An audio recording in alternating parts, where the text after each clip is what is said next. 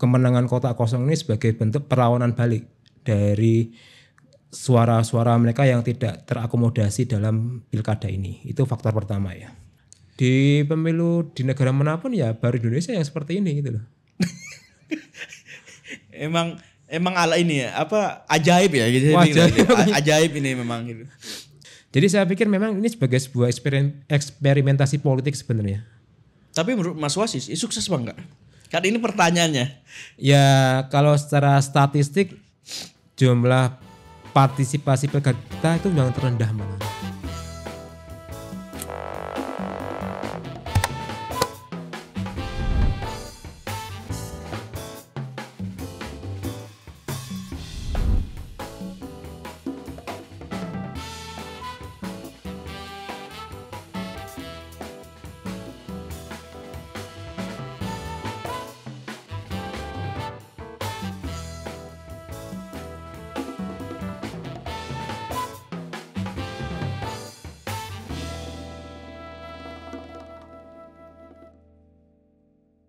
Nah, hari ini kita sudah kedatangan tamu dari peneliti pusat politik dari BRIN, yakni Mas Raharjo Jati, Wasisto Raharjo Jati. Oke, kita panggilnya Mas Wasis. Nah, teman-teman sering lihat Mas Wasis ini sudah banyak berkomentar di media massa dan media sosial. Dan tentunya hari ini kita ingin Mas Wasis ini menyajikan fakta dan analisanya seputar bagaimana sih kondisi pilkada kemarin, terutama banyaknya golput, kemudian kursi kosong, kemudian menangnya calon tunggal, dan ini menarik sekali. Dan bagaimana Mas Wasis analisisnya? Apa kabar dulu Mas? Kabar baik Mas Melki. Oke, ini Mas Wasis pertama kali datang di PRC. Betul, baru kali pertama tatap muka Mas. Tapi ternyata juga Mas Wasis baru cerita ternyata pernah juga diundang di PRC. Betul. Pada sesi rilis survei. Betul, membahas hasil survei. Tahun berapa itu kira-kira Mas? Belum lama kayaknya baru berapa bulan lalu. Oh, sebelum Pilpres berarti ya? Via Zoom kayaknya, iya. Via Zoom. Berarti ini pertama kali Mas Wasis datang ke kantor PRC. Betul. Oke. Mas, hari-hari setelah begitu panjang menyoroti politik tanah air, kan ini sudah episodenya sudah selesai, Pilpres, pemilu dan pilkada sudah selesai. Iya. Mas memperhatikan apa aja hari ini setelah episode sulit ini selesai? Ya tentu banyak hal ya Mas Melki ya, mulai dari bagaimana proses sengketa mulai diajukan ke MK, kemudian bagaimana ada paslon yang siap menang tapi belum siap kalah, ada pula partai yang kemudian berusaha untuk mengkonsolidasikan hasil pemilu ini untuk 2029. Jadi ada banyak hal yang bisa kita petik untuk hari ini ya. Tapi yang jelas kalau kita bisa simak Pilkada 2024 ini menjadi cerminan kita. Sebenarnya konstelasi partai dan elit itu akan seperti apa di tahun 2029, karena dengan adanya konsolidasi koalisi yang makin kuat sekarang ini, terus kemudian diikuti dengan bagaimana pengaruh elit pusat ke dalam percaturan elit lokal, itu sudah membuktikan bagaimana pertarungan itu sudah semakin terdesentralisasi ke level lokal Mas Melki, seperti itu. Oke Mas, saya ingin tertarik pada satu masalah yang serius. Ini karena kenapa alasan kami ingin tahu tentang masalah ini, makanya Mas Wasis selaku peneliti dari BRIN harus mengungkapkan ini. Mas, publik bertanya, kenapa masih ada calon dari calon tunggal kalah dengan calon kota kosong misalnya? Di dua fakta di Kabupaten Pangkal Pinang dan Bangka. Ini kan dua masalah yang serius di tengah masyarakat yang saya pikir seolah-olah ini gampang sekali untuk memenangkan pertarungan dengan komposisi seperti itu. Tentu ada banyak hal ya Mas Melki ya, kalau kita bisa melihat beberapa faktor yang menyebabkan kemenangan kota kosong ini ya. Yang pertama kan kalau kita lihat Pilkada 2024 ini sangat kuat sekali sentralisasi soal nominasi paslon. Artinya bisa jadi paslon yang maju dalam pilkada itu bukan menjadi kehendak aspirasi publik secara luas di daerah. Sehingga kemenangan kota kosong ini sebagai bentuk perlawanan balik dari suara-suara mereka yang tidak terakomodasi dalam pilkada ini. Itu faktor pertama ya. Faktor kedua mungkin sebagai bentuk hukuman dari pemilih ya terhadap perilaku para elit, para parpol yang semakin oligarkis lah. Jadi seolah-olah publik itu tidak dilihat sebagai seorang masyarakat ya, atau hanya dilihat sebagai seorang pemilih yang itu bisa diatur preferensinya. Dan kemenangan kotak kosong itu adalah bukti bahwa publik itu bisa loh dalam tanda kutip ya menghukum perilaku elit yang itu tidak sesuai dengan kehendak mereka. Yang ketiga, kalau kita bisa lihat pula, mungkin itu bagian dari ekspresi kejenuhan publik terhadap kinerja dari paslon yang maju di pilkada itu ya. Artinya kejenuhan ini bisa dalam artian ketidakpuasan atau mungkin ingin mencari alternatif. Nah, soal mencari alternatif ini yang tidak terakomodasi oleh para parpol yang ada. Jadi tidak ada exit strateginya. Sehingga yang dilihat oleh para pemilih itu ya kotak kosong, yang itu yang dipilih. Jadi ketiga faktor ini Mas Melki yang bisa kita lihat ya, mengapa kotak kosong itu menang di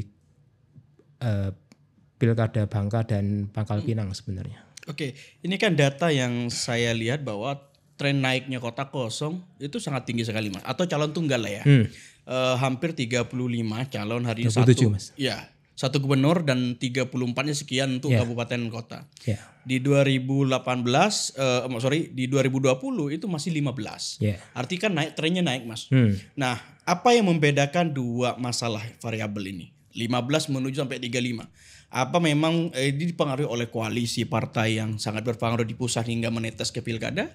Atau memang karena komposisi orang untuk mencalonkannya lebih unik dan di berbagai daerah? Ya, sebenarnya saya akan lengkapi datanya. Sebenarnya kan tren calon tunggal ini sudah kita baca sejak pilkada serentak pertama kali tahun 2015 ya. Oke. Jadi dulu ada 12 paslon, tahun 2017 itu ada 15, tadi naik ke 25, sekarang 37 kalau nggak salah. Artinya kalau kita bisa lihat tren penambahan itu ada beberapa analisa yang perlu kita kemukakan. Misalnya yang kita lihat naiknya calon tunggal itu, satu adalah bagaimana kita bisa melihat ongkos politik itu makin mahal. Artinya yang kita lihat kan biaya kampanye di tingkat daerah kan jauh lebih besar daripada nasional. Karena mereka menimbang jumlah pemilih yang harus didekati, jumlah tokoh yang harus diakomodasi dan lain sebagainya. Artinya itu butuh biaya dan itu tidak sedikit. Itu yang menyebabkan mengapa biaya politik itu makin lama makin naik. Yang kedua, kalau kita lihat memang selain tadi biaya politik yang mahal, tentu di sini kita belum melihat bahwa pilkada ini kan konteksnya adalah hubungan patron klien yang semakin tinggi. Artinya kita bisa melihat bagaimana kerekatan hubungan antara elit lama dengan elit baru itu menjadi patokan. Jadi kalau kita lihat hasil risetnya yang dilakukan oleh teman-teman di Atmajaya Public Policy Forum itu kan menyebutkan bahwa dari 600 sekian paslon yang berlaga di pilkada tahun ini, itu kan 3,5-nya terindikasi terkait dengan dinasti. Artinya memang di sini kalau kita bisa melihat patronase yang itu muncul itu karena ada pengaruh dinasti seperti itu. Dan itu yang membuat kenapa nominasi itu makin eksklusif ke kelompok 1 dan 2 tertentu ya di daerah, sehingga tidak memberikan kesempatan luas bagi orang lain di luar circle itu untuk bisa maju. Yang ketiga, kalau kita bisa melihat bahwa selain tadi biaya politik yang tinggi, circle yang terkait dengan dinasti politik, yang ketiga yang kalau kita bisa simak lagi adalah bagaimana sekarang ini intervensi pusat di daerah semakin kuat. Oke. Artinya kalau kita lihat kan memang konteks otonomi daerah yang harusnya itu menjadikan daerah itu berdaya, makin lama makin mengerucut. Artinya banyak agenda pusat yang itu berjalan di daerah. Otomatis tentu ada pengkondisian siapa kepala daerahnya supaya sama preferensinya dengan yang di atas, maksudnya di tingkat elit ya. Sehingga disinilah kemudian yang muncul adalah pola otak-atik kandidat paslon yang itu sesuai dengan agenda pusat. Yang ini yang kita lihat di Pilkada 2020-2024 ya, di mana kemudian paslon-paslon tertentu itu terkait dengan orang pusat.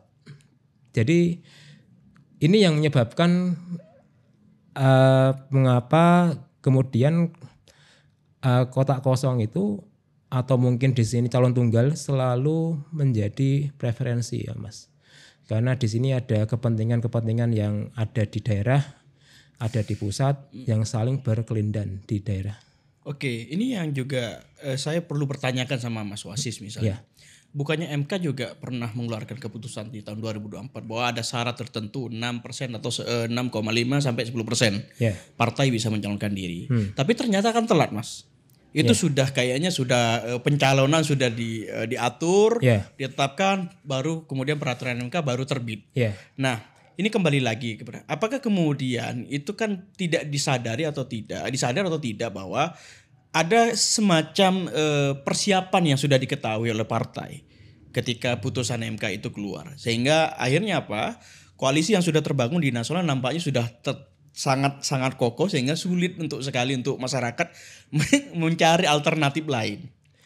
Ya tentu kan yang kita lihat di pilkada atau pemilu secara umum ya di tahun ini kan tahapannya selalu diinterupsi dengan putusan MA atau MK. Jadi ada dua syarat itu, MA atau MK gitu. Iya, jadinya itu yang membuat kenapa nominasi itu selalu gonjang-ganjing kan antara mereka yang mengacu pada MK atau MA. Tapi yang menarik itu begini, bagaimana kemudian lembaga peradilan pun juga ikut dalam tanda kutip ya, menginterupsi proses tahapan pemilu yang sudah berjalan gitu loh. Artinya di sini kalau demikian itu harusnya itu jauh-jauh hari sebelum tahapan pemilu dilakukan. Karena kalau misalnya itu terjadi di tengah jalan seperti yang tadi kita lihat di bulan-bulan sebelumnya, itu yang membuat nominasi itu akhirnya nominasi yang instan dan pragmatis kemudian. Yang mana yang kita lihat para elit yang bertarung di level daerah itu juga mengacu pada preferensi yang terjadi di pemilu 2024. Ya non-Kim, dan itu ternyata merembes ke dalam level pertarungan di daerah Mas Melgi. Oke, kalau kita lihat Mas misalnya, ada nggak sih Mas ada semacam analisa yang cukup rasional misalnya? Kenapa beberapa banyak ditemukanlah petahana-petahana di kepala daerah akhirnya tumbang. Kemudian apakah ini kemudian ada asumsi yang mengarahkan kepada sokongan koalisi di belakang orang-orang yang bisa mengalahkan petahana? Misal saya kasih contoh Mas, di Tapal Kuda Jawa Timur lah. Oke. Itu menarik lah. Dimana sih? Beberapa kepala daerah yang saya pikir itu mungkin petahana semua lah, mulai dari Bondowoso ya, Jember, Lumajang, Situbondo. Itu kan malah petahana rata-rata. Ini kita dapat fakta bahwa mereka itu tumbang semua. Mereka ada semacam pembaharuan kepala daerah yang baru. Nah ini pertanyaan ini, apa mungkin ada kaitan dengan konstruksi koalisi partai atau memang ini murni karena memang secara alamiah saja, memang tokoh-tokoh mereka dianggap layak akhirnya menang? Iya, dalam pilkada ini kan sebenarnya yang esensi utamanya kedekatan emosional ya. Kedekatan emosional itu bisa dibangun oleh petahana atau kompetitor mereka.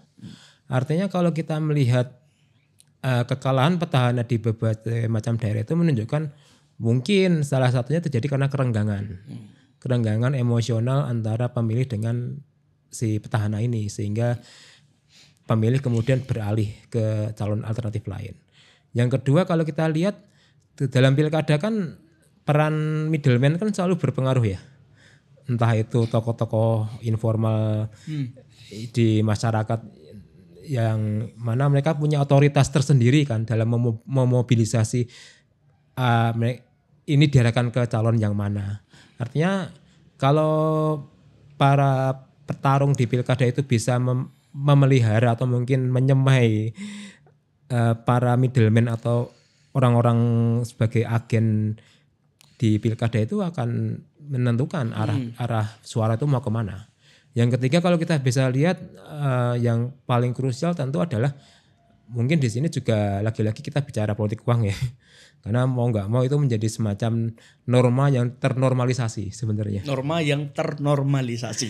Sehingga itu yang membuat para paslon itu juga merasa dilema. Mereka merasa harus dan mesti melakukan uang, dan di tingkat pemilih sudah berlaku kan misalnya ideologi Wani Piro kan yang selalu kita lihat di daerah. Artinya suara itu sudah menjadi komoditas politik kemudian. Jadi inilah yang saya pikir 3 hal ini Mas Melki yang bisa kita garis bawahi. Ada nggak Mat riset yang dilakukan BRIN mengingat pilkada ini atau pemilu di 2024 ini, ada nggak yang menunjukkan tren kenaikan angka money politik atau penggunaan dana kampanye yang signifikan lah, ada nggak Mas? Kita di BRIN itu masih dalam proses analisa data ya Mas. Jadi kalau saya lihat memang secara umum ya, itu memang kenaikan biaya politik itu akan diikuti pula dengan biaya politik uang. Itu menjadi semacam patokan ya. Cuman terkait besarannya itu tergantung per daerah. Karena saya pikir di sini kan setiap paslon itu punya patokan satu suara itu dihargai berapa 100.000 atau berapa puluh ribu kan. Jadi dan saya pikir kalau kita membaca pilkada ini kita harus lihat kasus per kasus soalnya. Soalnya kalau kita mengeneralisasi pilkada dalam suatu rumusan itu agak sulit Mas Melki sebenarnya. Tapi memang ada anasir yang menjelaskan bahwa ada fakta-fakta bahwa tren kenaikan di kota ini atau tren kenaikan dalam pilkada ini misal penggunaan uang politik atau uang mahar lah intinya. Karena saya gini Mas Wasis, saya mendapati beberapa cerita lah dari teman-teman yang mencalonkan seniornya atau rekan politiknya atau rekan di partainya. Di daerah saja ada satu partai yang meminta mahar untuk 3 kursi dengan angka yang saya bilang fantastik 1,5 M. Untuk 3 kursi loh. Di tingkat kabupaten yang APBD-nya itu tidak sampai ya 1 T sekian lah. Gitu. Dan ini bukan angka yang sedikit, dan kalau mereka punya 4 atau sampai 7 kursi, kita bisa sudah membayangkan. Padahal partainya di situ juga bukan partai yang dominan di daerah itu. Nah, kalau menurut Mas Wasis bagaimana Mas? Ya, saya pun ketika riset di daerah pun juga mendapatkan cerita-cerita seperti itu Mas Melki ya. Ada yang terjadi pola barter suara ada, pola barter kepentingan ada. Artinya memang cita-cita seperti ini selalu muncul di daerah. Cuman pembuktiannya kan kita yang perlu justifikasi kan sebenarnya. Artinya kalau itu diangkat dalam sebuah kajian itu harus memang kita melihat relasi antar aktor ya. Nah masalahnya dalam analisa soal politik uang dan penggunaannya itu tidak bisa kita lakukan riset di tahun yang sama. Biasanya di tahun berikutnya. Karena kalau misalnya di tahun yang sama dengan praktik terjadi, khawatirnya akan terjadi konflik kepentingan, Mas Melki. Sehingga kami pun di sini di lembaga riset harus hati-hati pula ya untuk melihat tren seperti ini. Karena kalau misalnya itu terjadi di tahun ini misalnya, kita baru bisa melihat kenaikan grafiknya itu di tahun depan. Supaya kita melihat ada penjelasan secara kuantitatif dan kualitatif. Karena kan yang kita lakukan di tahun ini lebih pada mengumpulkan cerita-cerita seperti itu gitu loh. Cerita soal yang tadi kita sebut ya peran si A, penyebaran uang si B misalnya. Jadi memang di sini ada semacam etika riset yang perlu kita jalankan dan kita patuhi Mas. Oke, berarti Mas Wasis menyatakan bahwa fakta yang di 2024 ini nanti bisa dianalisa mungkin di tahun depan. Kurang lebih demikian. Oke, kalau misalnya saya tanya Mas Wasis hari ini misalnya, kalau di 2019 sebagai perbandingan, karena kita sudah lewat masa itu dengan hari ini, apa yang berbeda paling mencolok dalam operasional politik hari ini di pilkada? Ya, kalau yang pilkada kan di tahun sebelumnya kan terjadi setelah pemilu nasional, Mas Melki. Oke. Jadi kan kalau di tahun-tahun sebelumnya kan pilkada itu terjadi tahun 2020 dan tahun sebelumnya kan tahun 2018. Artinya kita tidak ikut narasi percaturan konflik elit nasional. Sehingga daerah itu independen dari narasi-narasi seperti itu. Nah di tahun 2024 kan kita terimbas dengan narasi pertarungan di kancah nasional kan, yang itu kemudian berdampak di level lokal. Sehingga itu kemudian memperpendek tahapan pemilu di pilkada ini kan. Misalnya tadi soal sosialisasi itu hanya 3 bulan, September hingga November kalau nggak salah. Nominasi sosialisasi hingga nominasi paslon ya. Itu kan waktu yang sangat pendek sebenarnya. Dan itu pula yang saya pikir menjadi pintu masuknya calon tunggal.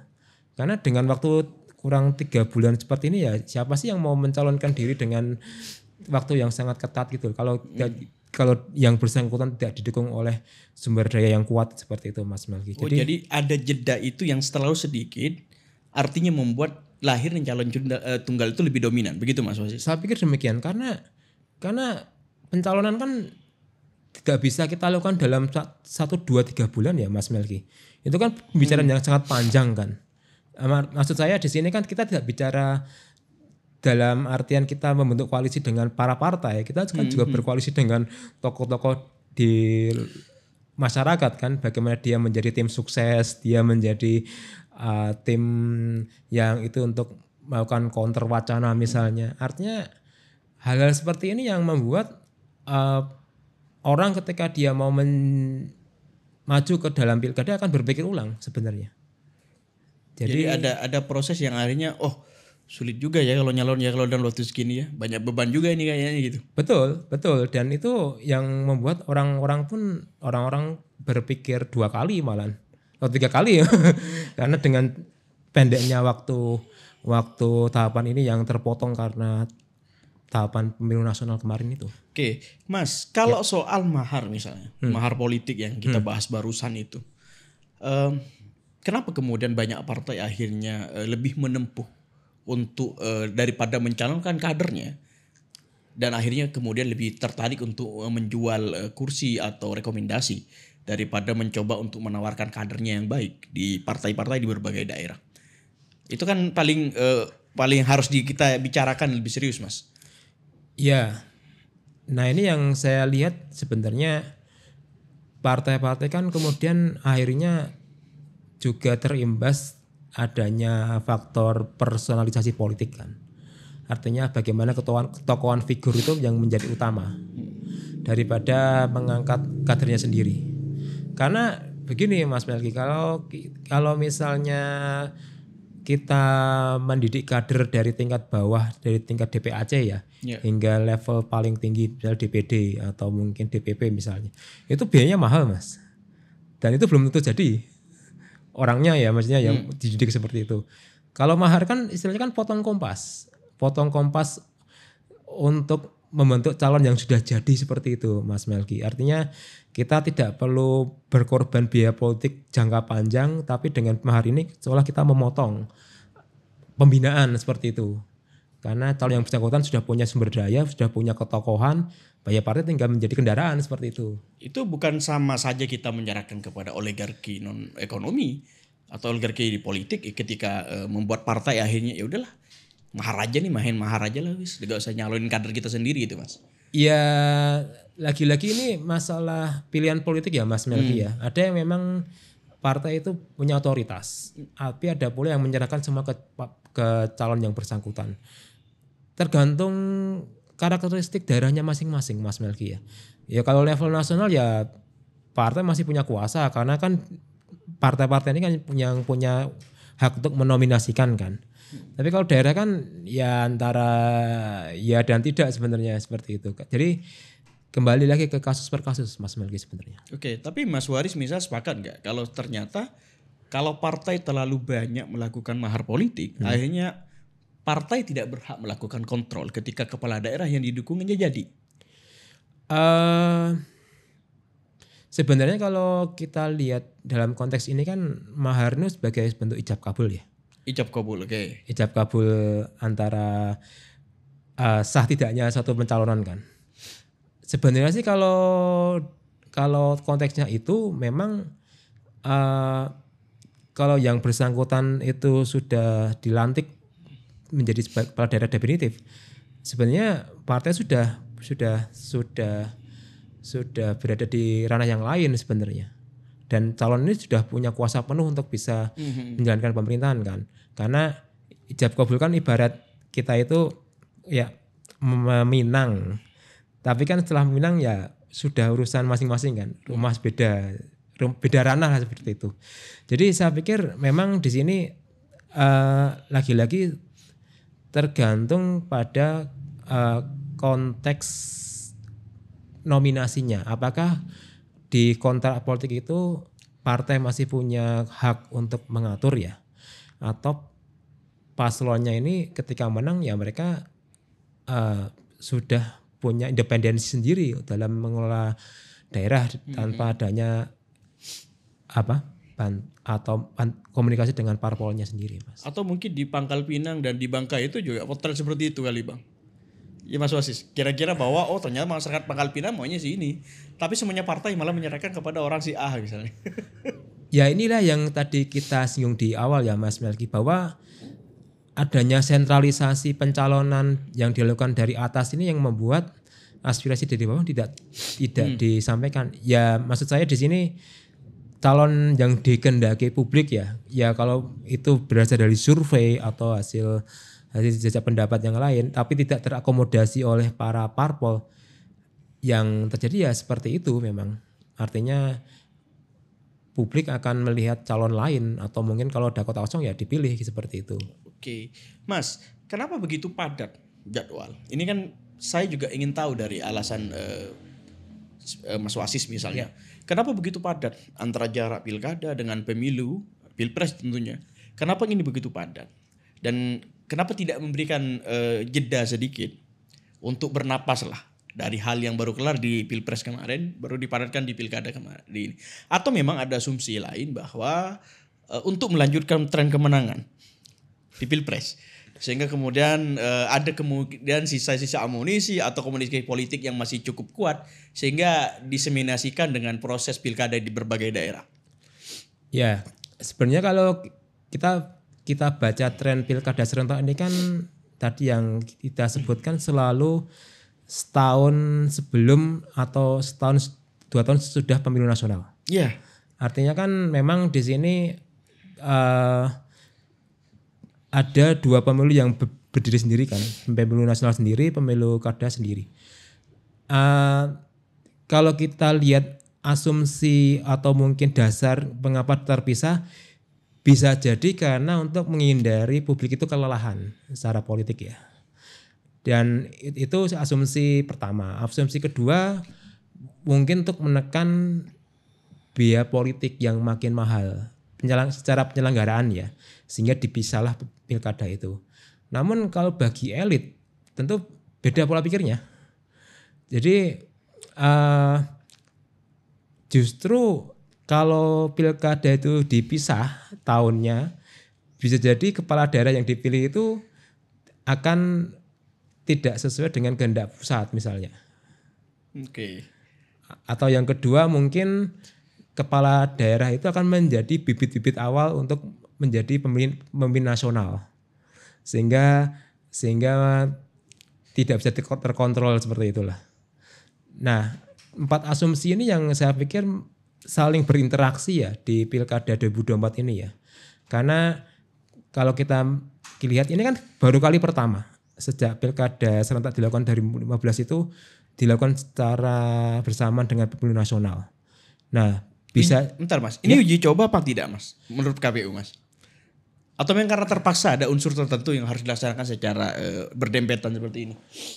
Kalau kita kurang tahu ya Mas Melki, apakah ini sekedar sebagai uji coba atau mungkin keharusan. Tapi memang ini agak menarik ya, karena di pemilu di negara manapun ya baru Indonesia yang seperti ini gitu loh. Emang Emang ala ini ya, apa ajaib ya gitu. Wah, Ajaib ini memang gitu. Maksud saya di sini baru kali ini pemilu itu dilakukan secara bersamaan dan itu tahapannya mepet banget antara yang nasional dengan daerah. Sehingga saya pikir kita sebagai pemilih dibuat berkejar-kejaran untuk bisa memenuhi ekspektasi pilkada itu dan pemilu nasional, dan elit pun juga terburu-buru akhirnya untuk memajukan paslon atau mungkin kandidat yang kuat di pilpres atau di pileg atau mungkin di pilkada. Jadi saya pikir memang ini sebagai sebuah eksperimentasi politik sebenarnya. Tapi menurut Mas Wasis, sukses bang enggak? Kan ini pertanyaannya.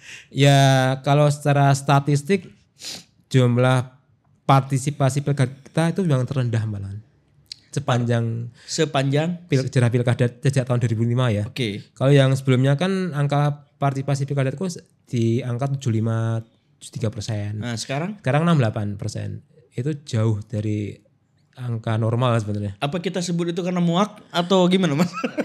Nah, pemilu nasional itu 81% tahun ini ya, 81,68%, secara prosentase keaktifan pemilih ya. Artinya sangat jomplang sekali antara nasional dengan daerah. Oke. Dan yang kedua itu yang tadi kita sebut, pemilu kada serentak ini yang paling rendah tingkat partisipasinya sepanjang sejarah pilkada di Indonesia. Di Indonesia. Artinya ya kita bisa melihat ternyata eksperimentasi kita kurang cocok ini kalau misalnya kita melaksanakan pilkada serentak di tahun-tahun berikutnya. Misalnya tahun 2029 besok ada 2 pilkada lagi atau mungkin hanya seperti ini kemudian Mas Melki. Jadi jangan coba-coba lagi lah. Kalau kata iklan tuh jangan main-main lah sama anak gitu. Ya, yang paling penting yang saya soroti sebenarnya kan transisi pemilih ya. Oke. Maksudnya transisi pemilih itu karena memang ada proses dari pemilu umum kemarin. Kemudian karena masih ada animo yang kuat sehingga kemudian memuncak di pilkada gitu Mas. Saya lebih mencermati pergeseran secara demografi ya. Sebenarnya kan kalau kita lihat tren pemilu sejak 2019 kan pemilih muda makin naik secara persentase. Artinya kita bisa melihat bahwa kenaikan pemilih muda ini juga kita artikan pemilih kritisnya juga naik. Nah tentu pemilih kritis kan beda dengan generasi sebelum-sebelumnya ya. Ya antara mereka itu bisa golput, bisa memilih tapi tidak sah, atau memilih secara sah gitu loh. Nah 3 ekspresi ini yang kita baca dalam pilkada sekarang ini, di mana mereka itu sebenarnya kritis dengan kondisi yang sekarang ini terjadi. Sehingga saya pikir ini kan menjadi semacam pembelajaran bagi para elit ya, bahwa kenaikan tren pemilih muda itu juga harus disikapi dengan bijak ya. Artinya preferensi itu jangan dibuat main-main di level pusat sehingga nanti malah justru muncul lagi gelombang golput yang makin tinggi di pilkada atau mungkin pemilu nasional berikutnya. Jadi ada preferensi politik yang berubah sehingga kemudian pilkada ini unik menurut Mas Wasis. Betul, karena kita sebagai seorang pemilih ya tidak memiliki insentif mengapa kita harus datang ke TPS sebenarnya. Oke, insentif itu dalam artian apa Mas? Materi itu atau gimana? Insentif itu dalam artian gini, yang namanya pemilih kan mereka kan punya waktu yang dikorbankan, punya kewajiban yang dikorbankan, hanya itu datang ke TPS. Nah, saya pikir pertimbangan seperti ini yang dijadikan alasan ya mengapa angka golput tinggi, mengapa memilih kotak kosong atau apapun itu. Karena pengorbanan mereka tidak dihargai oleh entah itu penyelenggara pemilu atau mungkin paslon yang bertarung, sehingga mereka pun ogah-ogahan untuk masuk ke TPS, Mas Melki. Apa mungkin harus ada regulasi yang berubah Mas? Misalnya pilkada di satu daerah tidak boleh berlangsung kalau tidak ada calon lain. Misalnya tidak boleh ada calon tunggal. Yang paling utama sebenarnya adalah bagaimana kita memanusiakan pemilih ya. Kenapa itu berkaitan Mas? Ya karena esensi pilkada kan bagaimana pemilih itu bisa bersuara dengan nyaman, dengan tenang. Kalau pemilihnya itu kemudian dipaksa tapi tidak ada inisiatif ya sama aja. Ini inisiatif maksud saya bukan dalam arti politik uang ya, tapi bagaimana ada semacam dispensasi kalau bagi pekerja ya ada bonus atau mungkin ada ya hal-hal stimulus yang membuat pilkada itu menjadi sesuatu yang menyenangkan gitu loh. Jadi menurut Mas Wasis hari ini tuh pilkada jumut atau gimana? Ya kita dipaksa gitu Mas. Kita dipaksa untuk mengikuti kemauan elit seperti itulah. Tapi kita sendiri sebagai seorang pemilih tidak dimaui kemauan yang mau kita inginkan gitu loh Mas. Jadi ini yang membuat pemilih sebagian besar ya jenuh dengan proses politik yang panjang ini. Oke, walaupun sebetulnya rentetannya pendek, tapi sebetulnya perilakunya dan prosesnya itu terlihat panjang gitu Mas. Betul. Oke, Mas, kalau kita lihat ya, kita mungkin sama-sama berharap bahwa pilkada yang mendatang ini juga sebetulnya akan mengevaluasi serius Mas. Kalau dari catatan Mas Wasis, tren partisipasinya rendah untuk pilkada, untuk nasional tentu sangat tinggi. Nah, oke. Apa mungkin karena memang citra kepala daerah juga semakin tidak begitu diharapkan? Atau mungkin ada tren bahwa kemarin samalah dengan pemilu di 2019, tren pemilihan presiden jauh lebih menutupi wacana publik untuk di kepala daerah maupun di tingkat daerah lah. Dan ini kan kita lihat perseteruan 3 calon di Pilpres kemarin nampaknya juga sama, membuat satu perspektif politik yang cukup besar dan akhirnya menutupi cara pandang untuk memilih pemimpin. Mungkin klasifikasi memilih Anies, memilih Prabowo, memilih Ganjar itu juga menjadi referensi mereka untuk mendapatkan calon di kepala daerah mereka, Mas. Ya, memang kita harus akui ya bahwa efek ketokohan ini menjadi kunci ya dalam melihat proses politik di pilkada ini. Faktor endorsement dari tokoh berpengaruh ternyata cukup signifikan ya dalam memengaruhi pemilih. Karena itu kan sebagai indikator sederhana untuk melihat baik tidaknya suatu paslon layak menjadi seorang kepala daerah. Dan memang lagi-lagi ya karakteristik daerah itu juga mempengaruhi.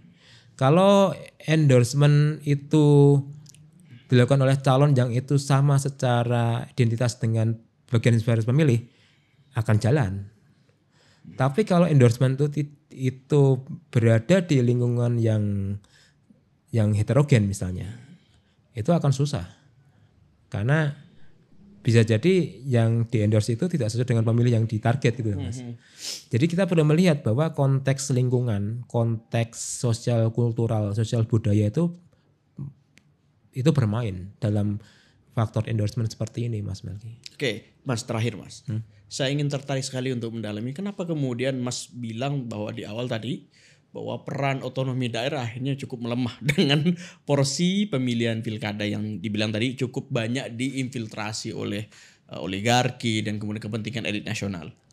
Ya sebenarnya sih kalau kita lihat secara akademis ya, pelaksanaan otonomi daerah itu makin lama makin mengarah ke resentralisasi. Kalau kita baca dari UU pemerintahan daerah sejak tahun 99 ya, pasca reformasi itu awalnya sangat bebas. Daerah punya kewenangan untuk bisa mengatur rumah tangga sendiri dan peran negara itu minimal saat itu ya. Tapi di revisi undang-undang pemerintahan daerah berikutnya di tahun 2004 kemudian 2014 itu sangat terlihat bagaimana penarikan kewenangan dari daerah itu ditarik ke pusat. Yang itu diwakili dengan menguatnya posisi pemerintahan provinsi. Nah, kembali ke konteks pilkada, itulah yang menyebabkan kenapa Pilgub itu makin strategis.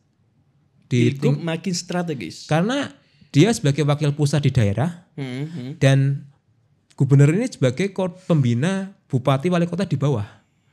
Sekaligus dia juga mengawasi pelaksanaan undang-undang desa. Artinya ini yang menyebabkan kenapa Pilgub itu akan selalu sangat dinanti-nanti ya. Baik itu elit pusat maupun publik di daerah ya.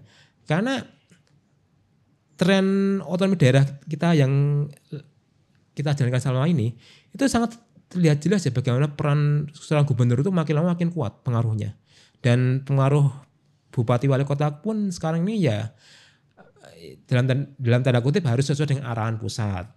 Mau mengeluarkan kebijakan sendiri harus sesuai dengan juklak-juknisnya dari provinsi atau daerah atau mungkin yang lebih tinggi.